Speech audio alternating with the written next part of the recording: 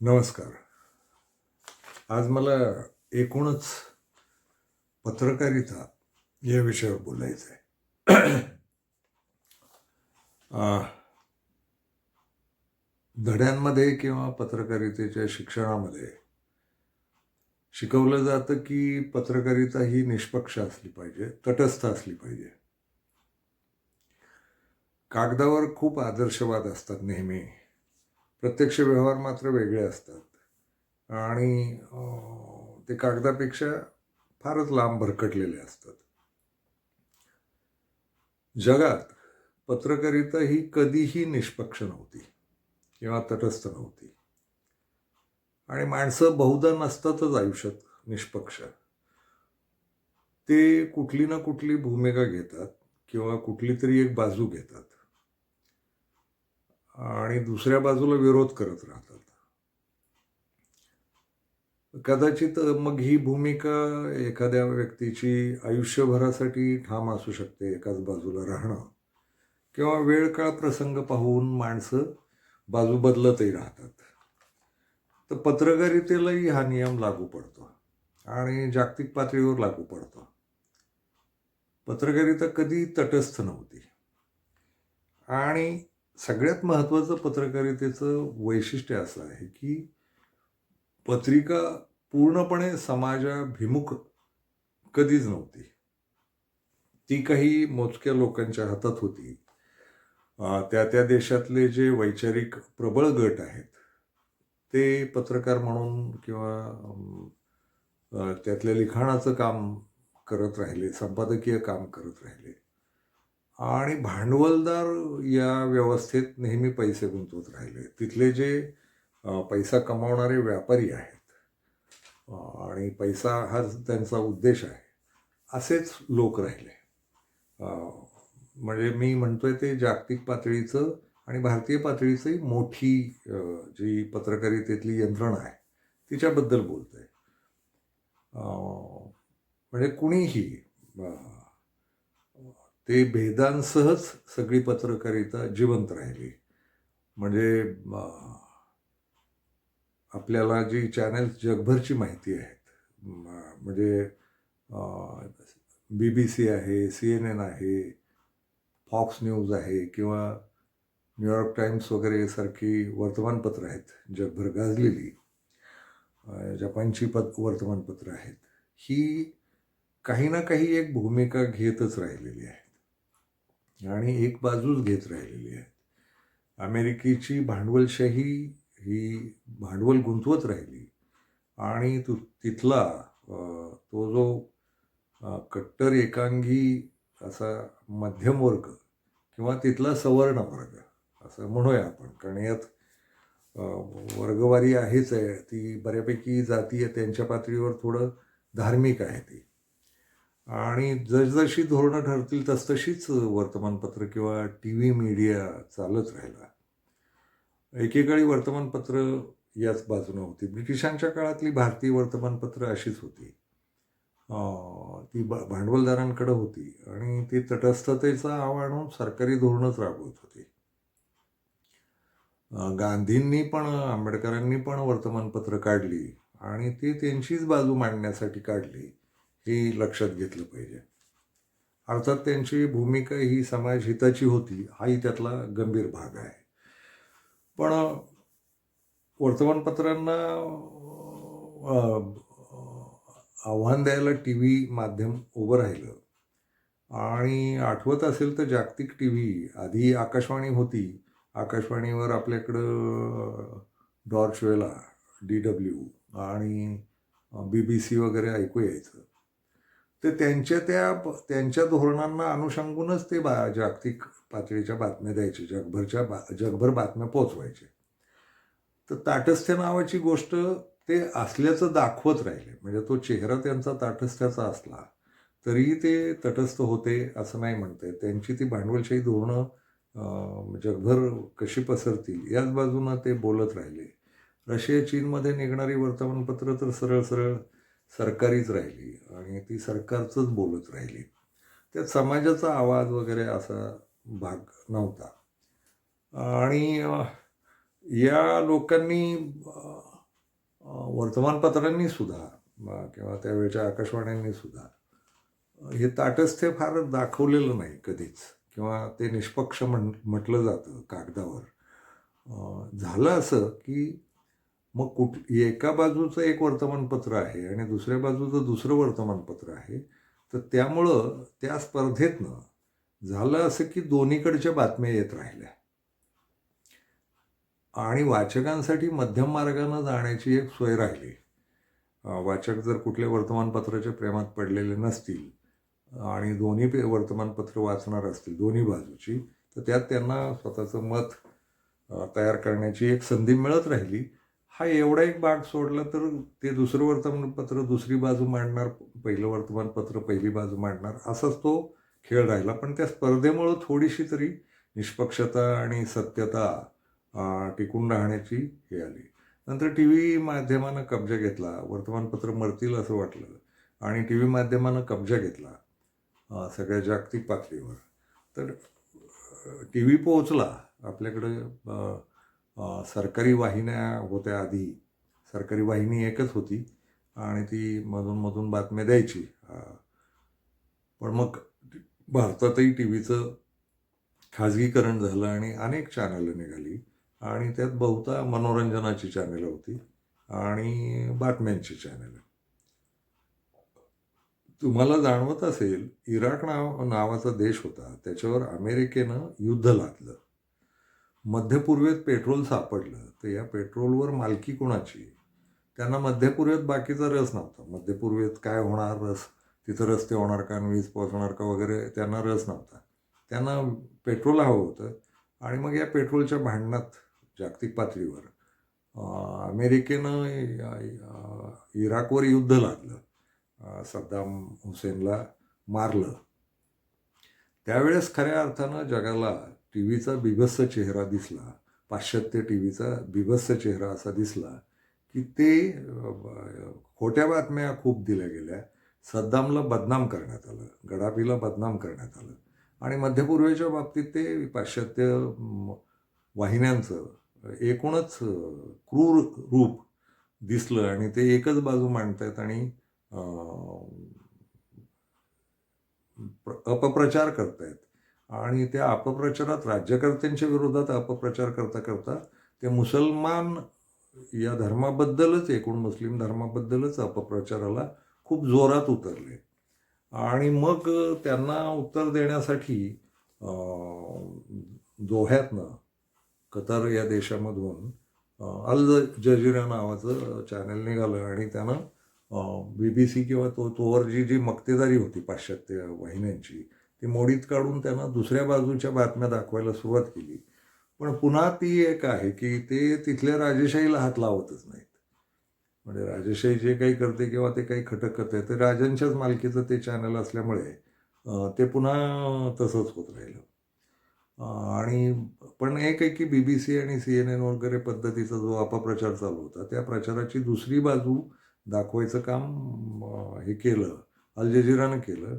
आणि आत्ता पहिली एक घटना घडली म्हणजे गाझाच्या वेळेस, पॅलेस्टाईनच्या वेळेस त्या देशाबद्दलची खरी माहिती आली. खरं तर सगळ्या जगाला माहिती होतं की इस्रायल अन्यायकारकपणे आणि युरोपियन राष्ट्रांच्या मदतीनं तिथं शिरलेलं आहे आणि त्यानं त्या पॅलेस्टाईन नावाच्या देशाचा पूर्ण कब्जा घेतला आहे आणि त्याला उगीचच मुस्लिम विरुद्ध यहुदी असं एक भांडणाचं स्वरूप आलं. खरं तर त्या पॅलेस्टाईनमध्ये नुसतेच मुस्लिम राहतात असं नव्हे, तिथं ख्रिश्चन, ज्यू आणि मुसलमान हेही लोक राहतात आणि कुठल्याही धर्माचे नसलेले अरब टोळ्याही तिथं आहेत. पण चित्र असं उभं राहिलं. पण अल जजीरामुळं मग पहिल्यांदा आत्ता लक्षात आलं की गाझामध्ये फारच क्रूर अत्याचार चालू आहेत, अन्याय चालू आहेत आणि इस्रायल अतिशय वाईट पद्धतीचं जागतिक आर्थिक राजकारण खेळत आहे, हे ते आलं लक्षात. पण मग या परिस्थितीत भारतात आलो आपण, तर भारत हा त्या अर्थानं बिकट देश आहे. म्हणजे पाश्चात्य मीडियानं सुद्धा, पाश्चात्य वर्तमानपत्र आणि टी व्ही चॅनल्स यांनी तिथली जी सामाजिक विविधता आहे, ती धार्मिक ती धार्मिक असेल किंवा रंगांची असेल, कुठल्याही प्रकारची प्रादेशिक सांस्कृतिक विविधता असेल, तिला सगळ्या विविधतांना कवेत घेण्याचं काम कधीच केलं नाही. ती एकांगीच राहिली, गोऱ्यांचीच राहिली, असं ते झालं. आणि मग आपण भारताकडे आल्यावर पाहिल्यावर लक्षात येतं, भारत तर हा विविधतेनं अतिशय विपुल समृद्ध असलेला देश आहे. आणि एवढ्या मोठ्या समृद्धतेला कवेत घेण्याचं धाडस किंवा कवेत घेण्याचं काम भारतीय कुठल्याही मीडियानं कधीच केलं नाही. वर्तमानपत्रांनी पण नाही आणि टी व्ही माध्यमाचं जेव्हा खाजगीकरण झालं तेव्हाही नाही. भारतातही पुन्हा तेच चित्र उभं राहिलं. भारतात व्यापारी जातीचे लोक, भांडवलदार लोक पैसा गुंतवत राहिले आणि इथली सगळी वर्तमानपत्रं आणि टी व्ही मीडिया त्यांच्या हातात राहिला. ज्याला आपल्याकडं सवर्ण असं म्हटलं जातं, आणि सवर्ण म्हणताना नुसते ब्राह्मण नाही म्हणायचं मला. सवर्णात सगळे येतात. स्वतःला उच्च समजणारे सवर्ण, त्यांच्या हातात संपादकीय राहिलं, लेखणी राहिली आणि मालकी मात्र या भांडवलदारांकडे राहिली. आणि ती व्यापारी अधिक ही मध्यमवर्गीय सवर्ण वृत्ती यांच्या हातात पत्रकारिता राहिली. टी व्ही माध्यमही त्यांच्याच हातात राहिलं. आणि साहजिकच बहुजन असा एक शब्द तयार होतो. ती बहुजनांमधली जी विविधता आहे ती कधीही भारतीय टी व्हीवर दिसली नाही. मग ती मनोरंजनाच्या रूपानं असू दे, नाहीतर बातम्यांच्या रूपानं असू दे. आणि इथं दोन तिढे होते. एक धार्मिक द्वेष आणि दुसरं जातीय आपापसातले द्वेष. तर त्यातल्या काही विशिष्ट सवर्ण जातींना सवलत असल्यासारखं, आरक्षण असल्यासारखं माध्यमं वापरत राहिली. आणि मुसलमानांच्या विरोधातल्या बातम्या किंवा दलितांच्या विरोधातल्या बातम्या, आदिवासींच्या, भटकेमुक्तांच्या आणि इतर मागासवर्गीयांच्या बाबतीतल्या बातम्या या फार अग्रेसरपणे आणि चिथावणीखोर पद्धतीनं देत राहिलेली आपल्याला दिसतं. म्हणजे झालं असं की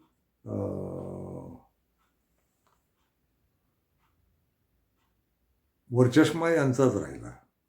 आणि थोडं 75 वर्षात थोडं गांधीवाद होता, नेहरूवाद होता. त्यामुळे एक आव आणला गेला सगळीकडनं. पण कामं करणारी यातली जी यंत्रणा राहिली ती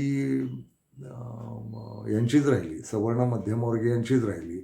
आणि तशाच पद्धतीच्या बातम्या आल्या. मी बातमीदारी केली काही काळ आणि संपादकही राहिलो.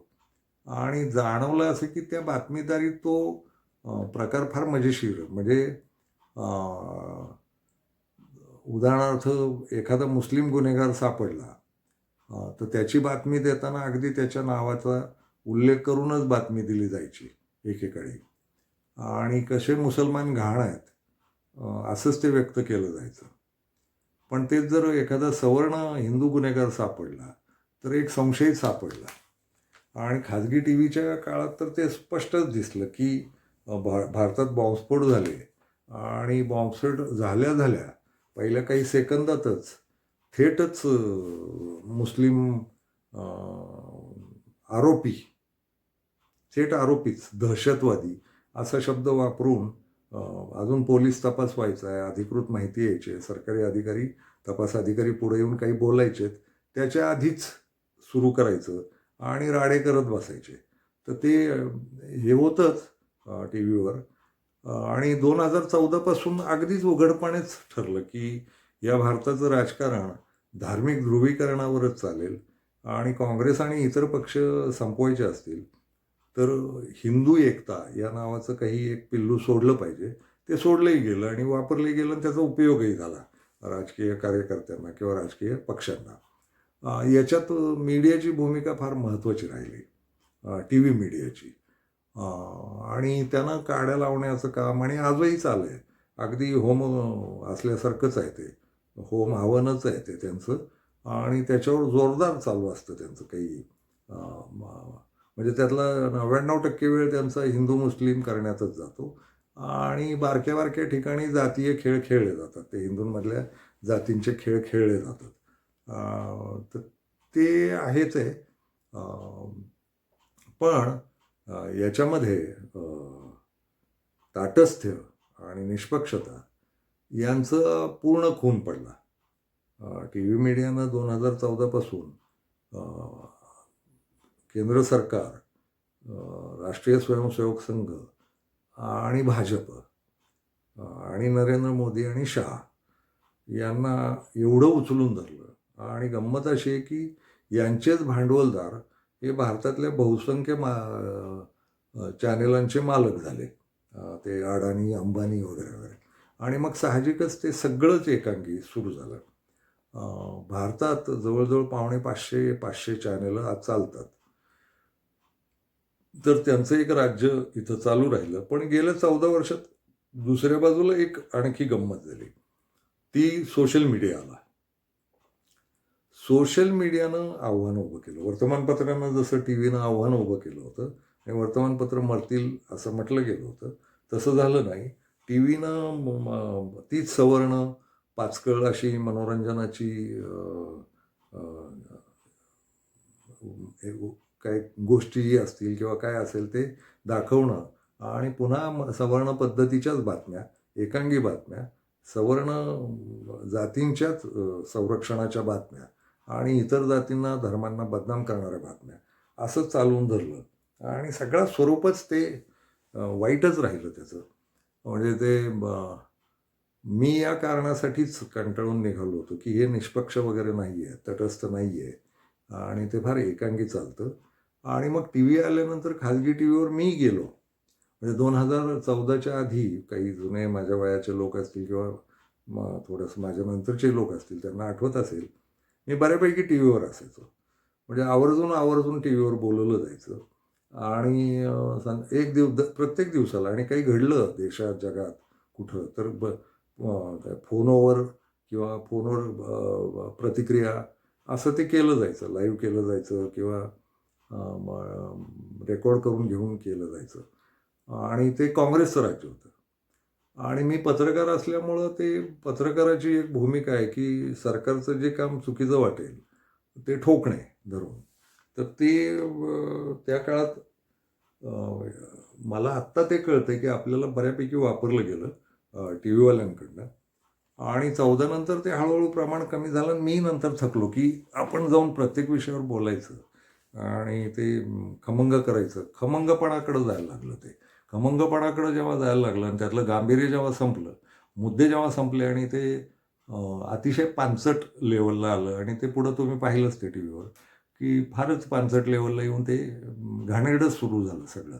आणि काहीही बोलायला लागले. आणि ते BJPवाल्यांनी तर ते पैसे देऊन पोचलेलेच प्रवक्ते आणि ते टी व्हीवालेही पैसे, त्यांचेच पैसे घेऊन. आणि चर्चा अशा सुरू झाल्या की तो अँकर आणि प्रवक्ता याचा BJPचा आणि राजकीय विश्लेषक म्हणून संघाचा माणूस बसवलेला, असे तिघं आणि विरोधी पक्षाचे 2, म्हणजे 3 विरुद्ध 2 अशी ती लढाई करायची आणि यांना बदनाम करायचं. म्हणजे राहुल गांधीपासून ते काँग्रेस बाकीचे पक्ष, बाकीच्या जातींचे लोक, पक्षीय लोक, असं ते काहीतरी घाणेरडं सुरू झालं. एका अर्थानं मी सुटलो तिथून, ते बरं झालं. मीच थकलो होतो, थांबवलं ते. पण नंतर त्यांनी कुणी बोलवलं पण नाही, कारण मग सरकार त्यांचं आलं. ती एक गंमत राहिली की भारतीय पत्रकारितेत सुद्धा नेहमी हे सवर्ण वर्गच राहिले पत्रकार म्हणून. आणि ते कुठली भूमिका घेतात, तर आम्ही आपले तटस्थवाले, धर्म नाही, जाती नाही, आणि सरकार कोणाचंही असो, ते पक्षीय काही घेणं नाही कुठलं, ती ठोकाठोकी, तर त्यांना ते चालणार नव्हतं.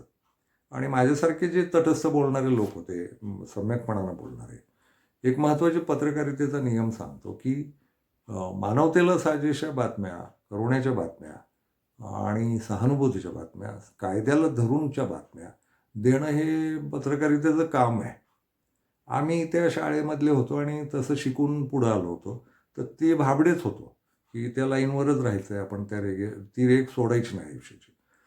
तर त्यावेळेस ते काँग्रेसचा जो काही एकूण चालू होता माजुरडेपणा, त्या माजुरडेपणात आम्हाला वापरलं त्यांनी.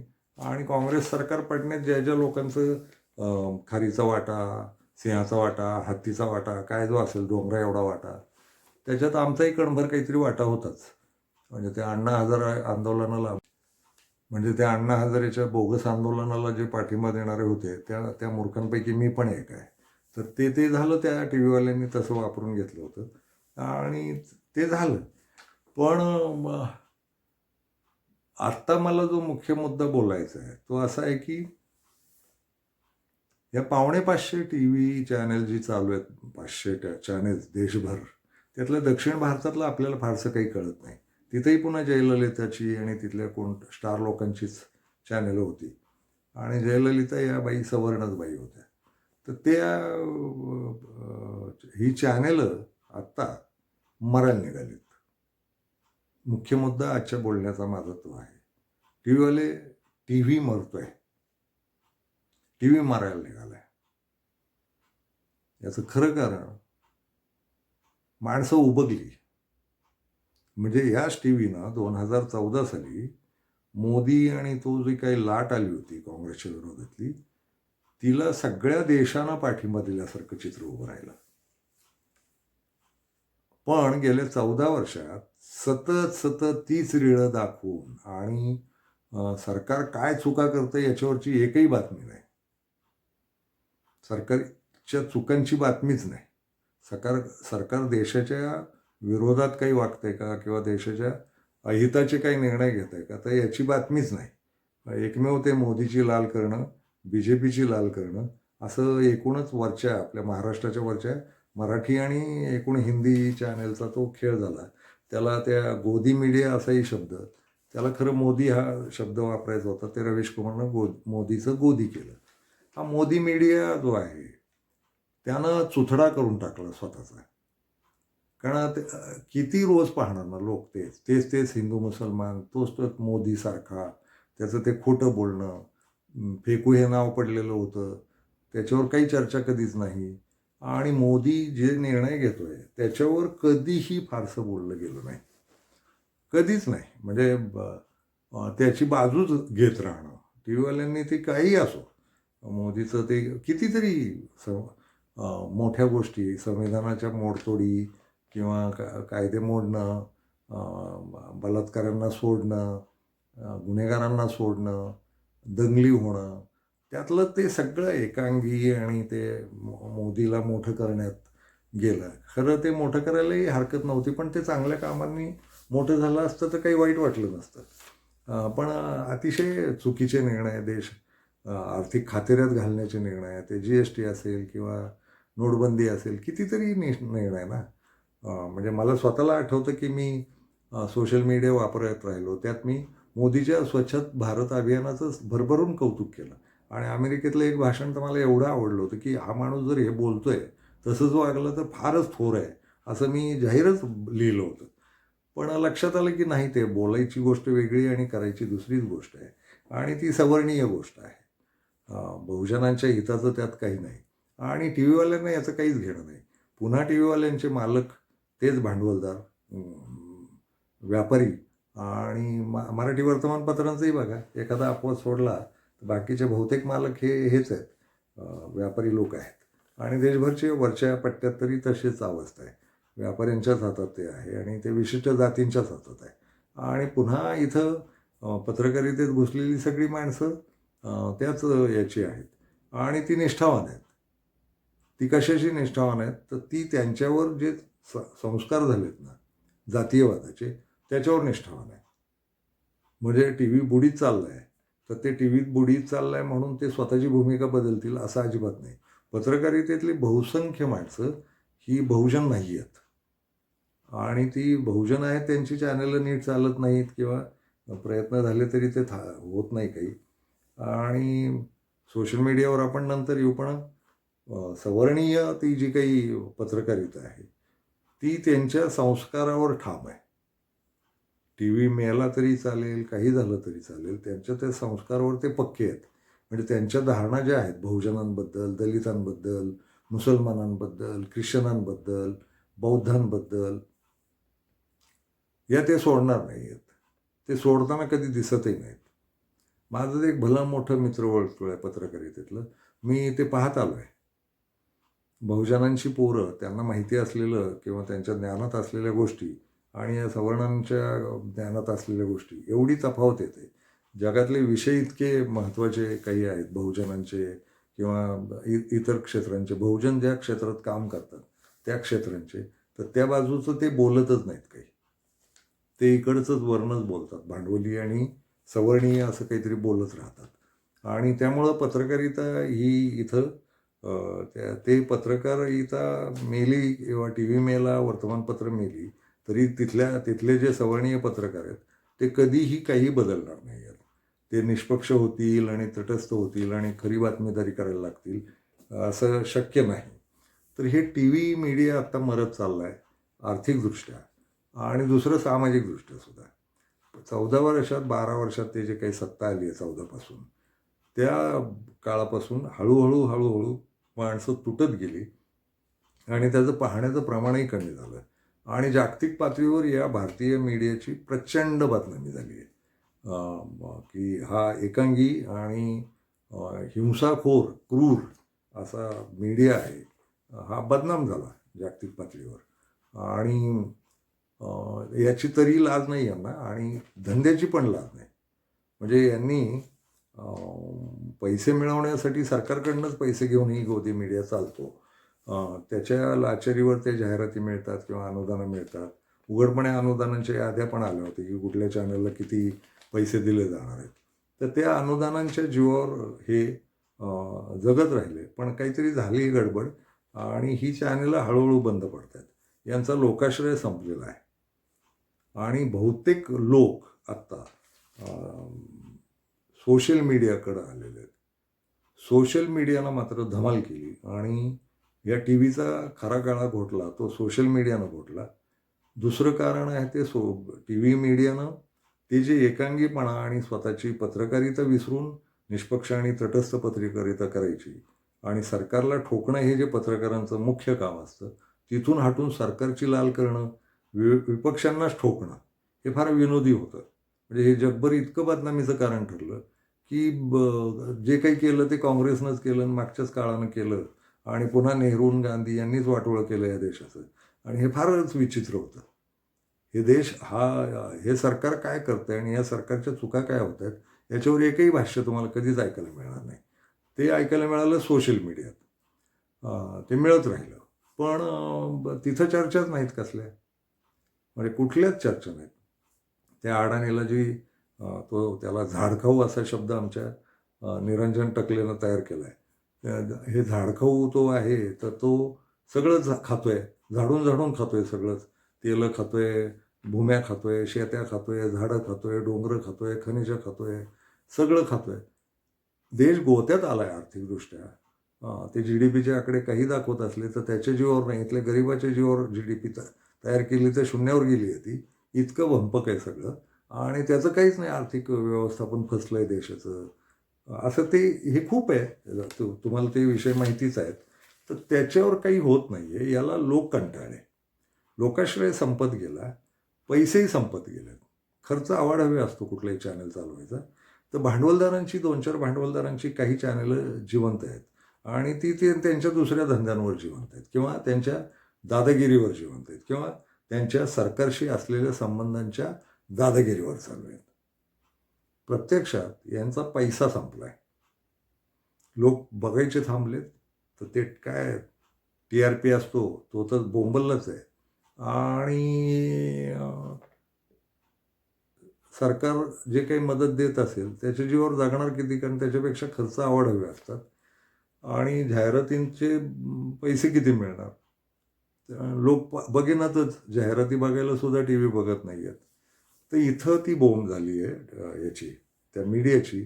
आणि करमणुकी पुन्हा त्याच आहेत, सवर्णीय पानचट त्याच सिरियला, तेच बायांची भांडणं, सासू सुना, नंदा भावजे आणि लफडी आणि स्वयंपाकघर.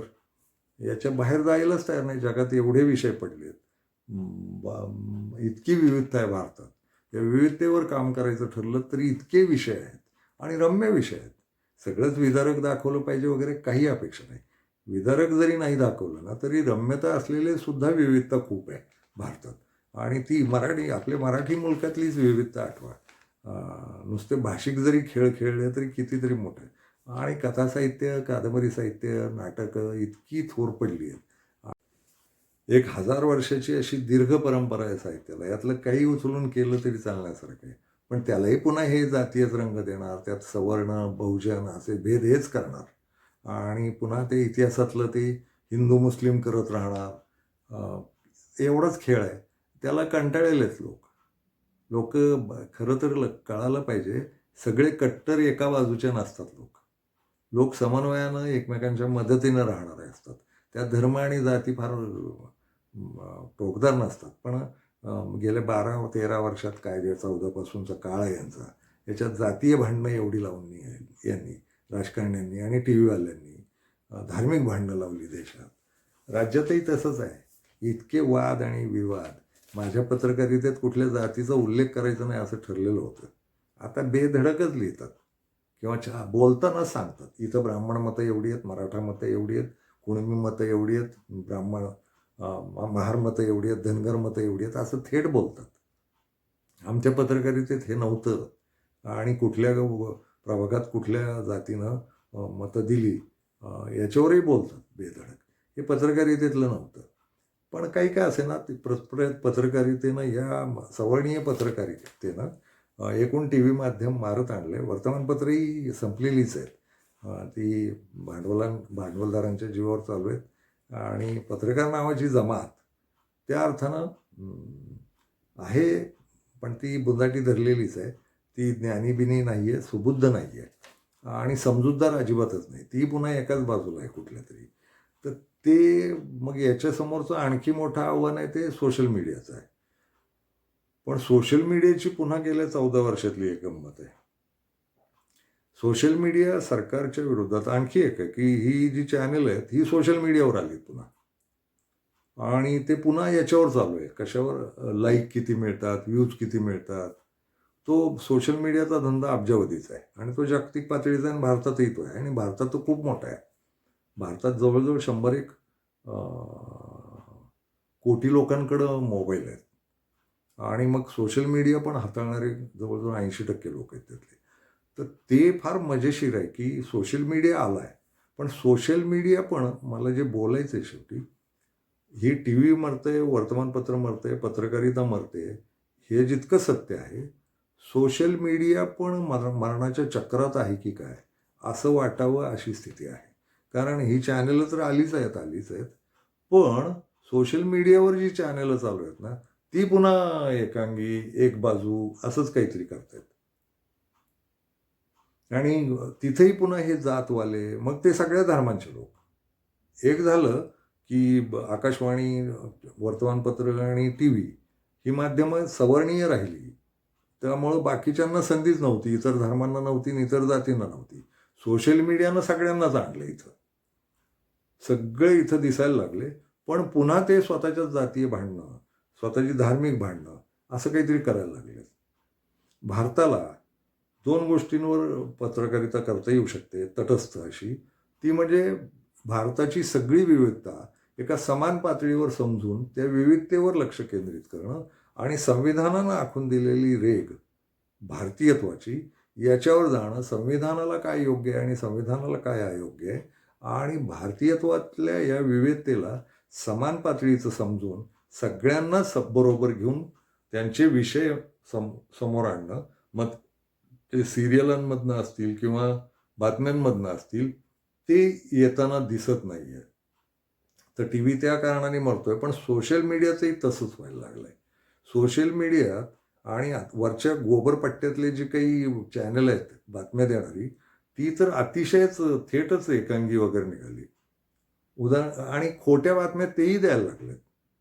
म्हणजे गोदी मीडिया ज्या बातम्या देत होतं, त्या तसल्याच खोट्या बातम्या ते द्यायला लागले. म्हणजे मधल्या आठवड्याभरात तुम्हाला जर आठवत असेल, ते एप्स्टीन फाईल नावाचं भंपक प्रकरण एवढं रसाळपणे गाळत गाळत त्यांनी दाखवलं ना. आणि आता जाणार आहे, मोदी सरकार जाणार आहे, अमुक आहे, तमुक आहे. आणि ते एप्स्टीनमध्ये भारतीयांची कोणाकोणाची नाव आहे, तर नावं पण जाहीर केली सोशल मीडियानं. आपल्या तेंडुलकरचं नाव, तो क्रिकेटर तेंडुलकर, त्याचं नाव आहे म्हणे त्यात. कुठून शोधून आणतात ते?